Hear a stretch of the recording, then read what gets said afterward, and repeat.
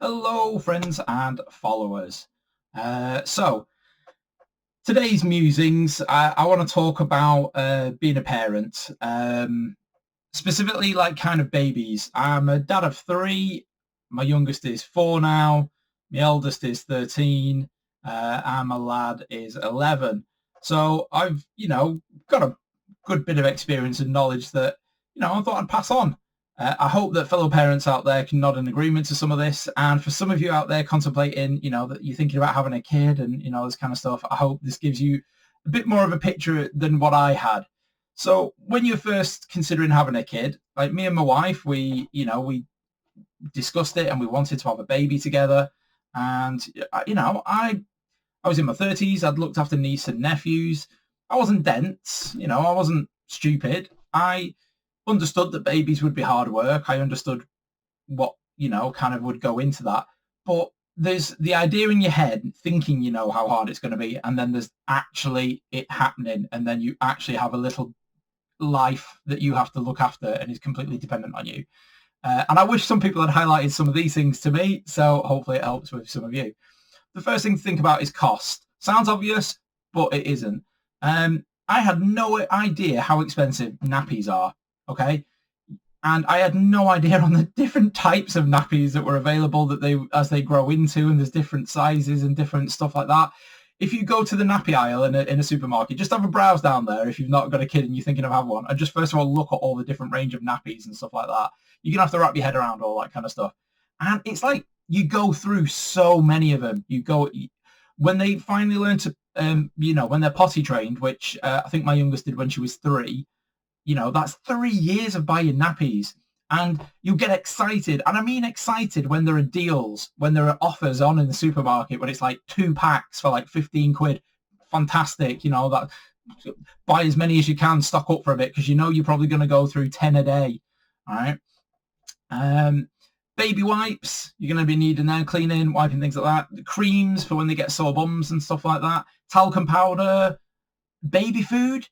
Have a look at baby food. Like, go and have a look at the cost of baby food and how much it is and things like that. You'll be surprised. It's more expensive than you think.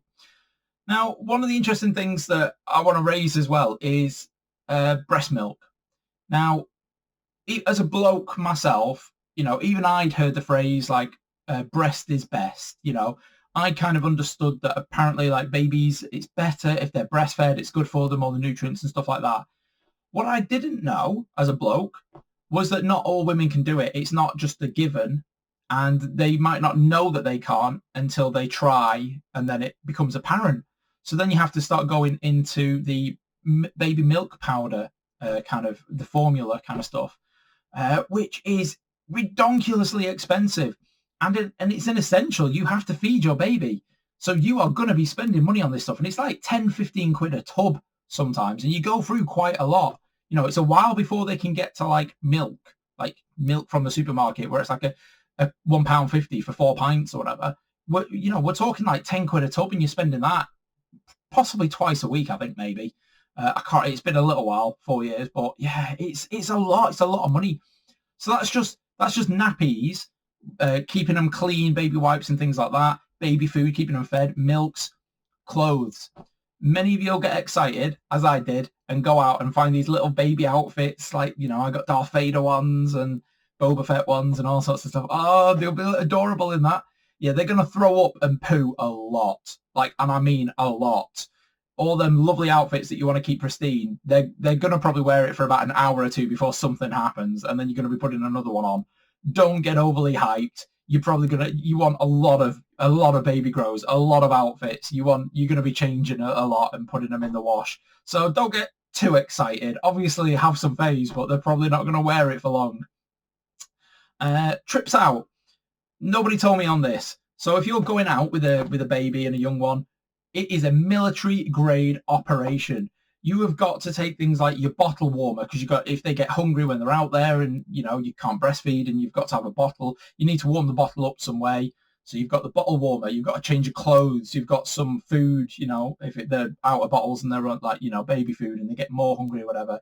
Toys for entertainment, teddies, blankets, all sorts of stuff. Honestly, I felt like I was going backpacking when I was just sometimes going to pick the kids up from the older kids up from school. And I was just like going out to go and get them, but I had to take all this stuff with me to get there. It's quite a lot. You don't realize, and that's time consuming. It's not just a case of pick up baby, leave house, go. It's you're planning an hour before you have to leave. Have I got everything? Packing it all up, make sure I've got this, make sure I've got that. That's an hour out of your day before you've even left the house to go do whatever it is you're doing. It's quite a lot, and it takes chunks out of your day that you don't realize. Sick days. So I decided to be the stay-at-home dad. I gave up my job, and then over the years I kind of phased back in, just doing it part-time. But ultimately, it was myself that kind of was the main stay-at-home parent.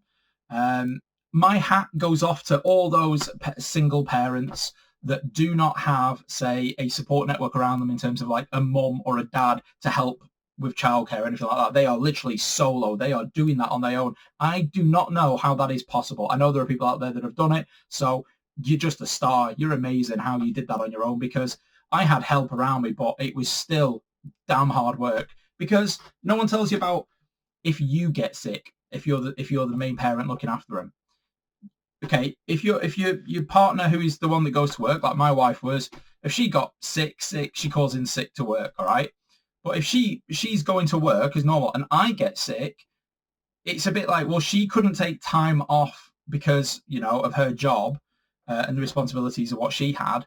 So then I'm kind of like still having to kind of power through looking after a little one, a baby, while I feel like death. You don't get a sick day. That little one is reliant on you for everything. So you've just got to suck it up and power through. And sometimes that's really hard.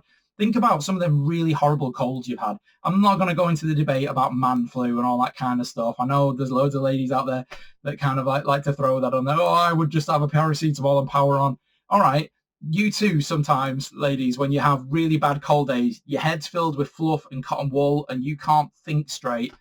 And I found that to be really difficult, like looking after a little one, remembering I had to give Robin, my youngest, medicines as well as myself, because she was like crap and I was feeling like crap, but I am in charge of her medicines.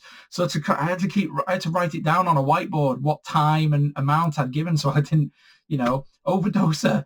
But it's really hard to think straight sometimes. Like, what's the last time I had a Lemsip? I can't remember. What was I doing at that time? And it's awful. You will not get a sick day if you're a stay-at-home parent. You have to look after them no matter what. So you have to take that into consideration. Sleep. So when I, first had Robin, and she was a very newborn, she wouldn't lie in her crib. She wanted the human comfort. She wanted the warmth on us. So we actually alternated. I ended up like doing the night shift and kind of like lying there with her on my chest. She specifically had to be led like a cat, kind of curled up to my neck. She wanted to be like there or cuddled up. So I had her like this, kind of like snuggled up to me and led on the bed like that for like 8 hours, because I didn't want to roll over or anything and crush her. So I stayed awake, just holding her like this, just letting her sleep on me, snoring and whatnot. It was adorable. It was lovely. One of my fondest memories. And I sat there like that for 8 hours at night, and then my wife would take over the next day. When they're first born, there's no like sleep pattern. It takes that whole like sleeping through the night thing. Yeah, that takes ages sometimes to kick in, and you'll be so ecstatic when that finally happens. You'll be like, oh my God, they slept through from like 9 p.m. till 9 a.m. or something like that. You'll just be like, it was amazing. And it really does feel like it, because up until that point, you've probably been doing stuff in shifts. You've probably been getting like naps, power naps and stuff where you can around it.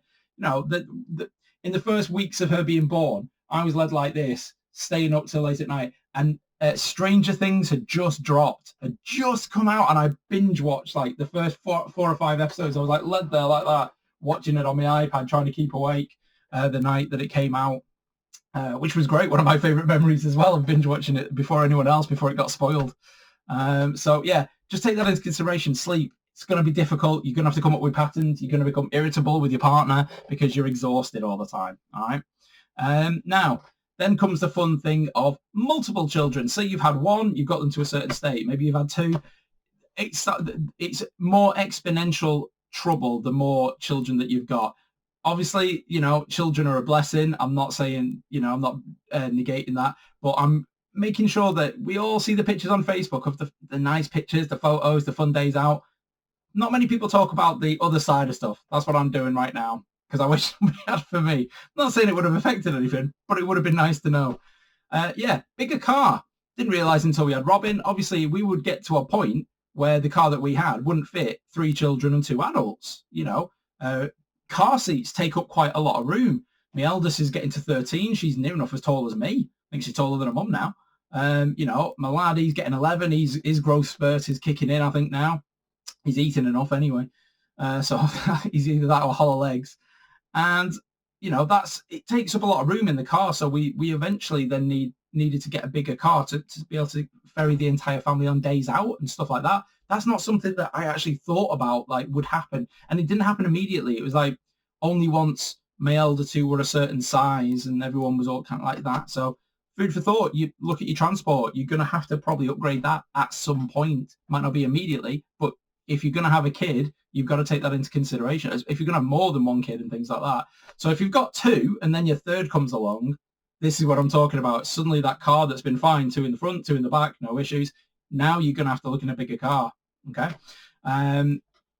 There's different needs as well for your kids as they get different ages. Many of you parents watching this will probably have had, like, say, a 2 or 3-year-old while looking after a baby and stuff like that. The different ages, it's quite hard work trying to deal with a tantruming toddler in the supermarket whilst, like, pushing trying to keep an eye on a baby in the pram or the trolley or whatever. It's diverting your attention. It's hard work, and you don't realize that at the time. Like, you think to yourself, oh, wouldn't it be great if little so-and-so had a brother or a sister? It'd be nice. They'd have somebody to play with then. Yeah, they will. But then that's also twice as much eyes that you need to keep on everything going on. It's a lot. And the differences I've got like teenage dramas going on with 13-year-old, 11-year-old kind of just coming into puberty, like working out his place in the world. And then I've got like 4-year-old daughter, kind of all different needs and different attention and different stuff like that. It's a lot to juggle, and you don't think this at the time. You don't realize this when you're planning this out, when you're thinking about having kids. Different foods. I hope those of you that are stay-at-home parents that decide, and you've got multiple kids and stuff, I'm okay with that. It's cooking multiple different dishes. I never took that into consideration. So you've got your eldest that's having like turkey dinosaurs and chips. You got your middle one that'll only eat pasta with cheese on top. So you're doing a different dish for them. You're doing all that while kind of warming up a bottle or warming up a bowl of goop, brown goop. That's all it ever looked like. Looks like sick. Doesn't smell or taste like it, actually. I tried some once. It's all right. But, you're doing all these different dishes with different people and trying to serve them after school time and things like that. It's juggling multiple stuff. It's it's quite intense at times, trying to make sure everyone's all catered for and things like that. Never took that into consideration myself. I never realized that I'd be doing that kind of stuff. So there you go. I just wanted to kind of like outline some thoughts for parenthood and things like that. Some of you might be thinking about it. Some of you might be going through it. And yeah, if you get to the state where you're a dad of 3 or more, or a mum of 3 or more, you know what I'm talking about. You've probably lived through all of this. You've got the T-shirt, so to speak. So hopefully you can nod along with some of this and give some pointers and wise words to those that are thinking about this. All right, stay safe, everyone. Ciao for now.